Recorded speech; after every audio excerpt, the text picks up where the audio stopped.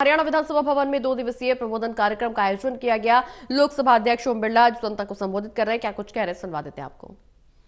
प्रभाव का आकलन भी संसदीय समितियों में बेहतर हो सकता है, क्योंकि जनप्रतिनिधि जनता से उसके आकलन का आइडिया लगता है। सरकारी अधिकारी अपने विषय अपने तरीके से सोचते हैं। जनप्रतिनिधि का सोच जनता से सीधा संवाद होता है, तो वो ज्यादा ठीक से उनके पास जानकारी होती है।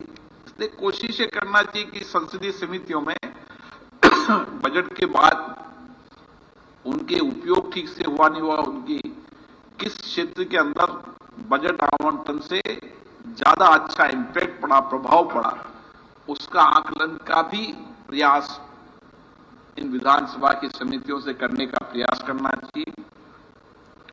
मुझे आशा है कि 2 दिन के शिक्षण प्रशिक्षण कार्यक्रम में हमारे अनुभवी विशेषज्ञ आपसे संवाद करेंगे, चर्चा करेंगे, आपसे भी ज्ञान प्राप्त करेंगे, आपकी विद्वता से भी प्राप्त करेंगे, और दोनों तरफ चर्चा संवाद से हम इस 2 दिन के संवाद कार्यक्रम में और हमारी विद्वताओं को और हमारी कार्य प्रणाली को बेहतर बना पाएंगे, ताकि सर्वश्रेष्ठ विधायक के रूप में हम प्रदेश की जनता को अपने दायित्व को निभा सकें और प्रदेश की जनता ने जिन भरोसे विश्वास के साथ भेजा है, हम उनके विश्वास भरोसे को और कायम कर सकें और मजबूत कर सकें।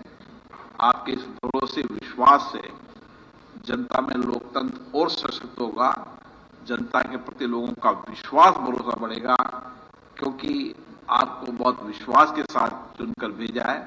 इसलिए आपका प्रयास होना चाहिए कि विधानसभा चले। जब सहमति असहमति हो सकती है, लेकिन विधानसभाओं में नियोजित तरीके से गतिरोध पैदा करना, व्यवधान पैदा करना, ये लोकतंत्र के लिए अच्छा नहीं है। लोकतंत्र के लिए बेहतर यही है कि विधानसभा चर्चा संवाद के केंद्र बने। सहमति असहमति जितना हो उतना होना चाहिए, लेकिन व्यापक चर्चा होना चाहिए। उसी से ही हम जनता का कल्याण कर पाएंगे। मैं पुनः आप सबको बहुत बहुत शुभकामनाएं देता हूं नए दायित्व के लिए, और आप नए दायित्व को निभाते हुए जो हरियाणा का ऐतिहासिक लोकतांत्रिक मूल्यों का महत्व है, उसके बढ़ाने में आपका योगदान रहेगा। बहुत बहुत धन्यवाद।